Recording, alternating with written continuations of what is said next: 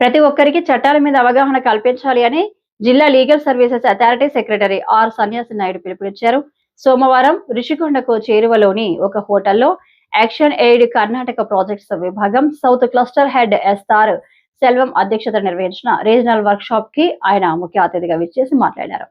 బాలల హక్కులు, మహిళలు ఎదుర్కొంటున్న సమస్యలు, స్వచ్ఛంద సంస్థలు నిర్వహించాల్సిన అవగాహన కార్యక్రమాలు ఆయన వివరించారు.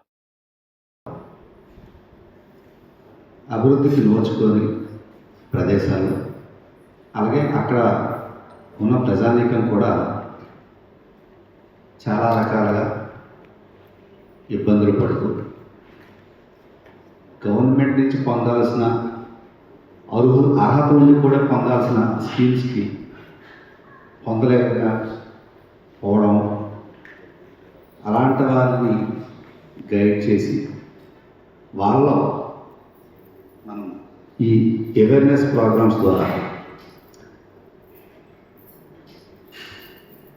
తెలియజెప్పడమే కాకుండా ప్రశ్నించే స్టేజ్కి కూడా వాళ్ళని పట్టుకోవాల్సిన బాధ్యత మనకి అయితే ఉంది. కాబట్టి ముందు మీ అందరికీ కూడా నా తరపున మరియు ప్రత్యేకంగా మా జిల్లా న్యాయ సేవాధికార సంస్థ తరపున వందనాలు తెలియజేసుకుంటున్నాను.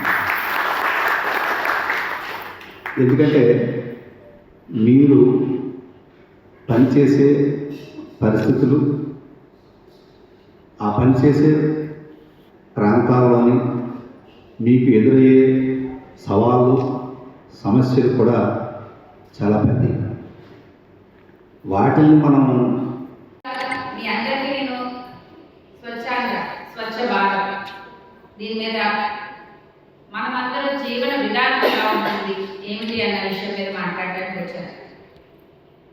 ముఖ్యంగా స్వచ్ఛ భారత్ మన భారతదేశంలో ప్రతి ఒక్కరు వాళ్ళ జీవన శైలి స్వచ్ఛ అంటే ఏంటంటే శుభ్రంగా తిరగడం అన్నది ఒకటే పార్ట్ కాదు.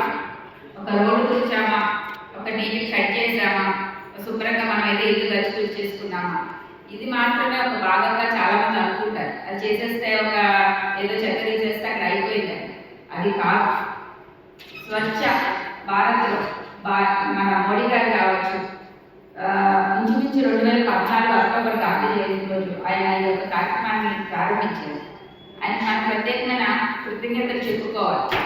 ఎందుకంటే మనం పుట్టామా వెళ్ళిపోయామా అని కాకుండా భావి తరాలకు కూడా స్వచ్ఛంగా బతకడానికి కావాల్సిన ఈ స్వచ్ఛ భారత్ అనే మిషన్ స్టార్ట్ చేశారు. దానికి తోడుగా మన ఆంధ్ర రాష్ట్రం నుంచి నారా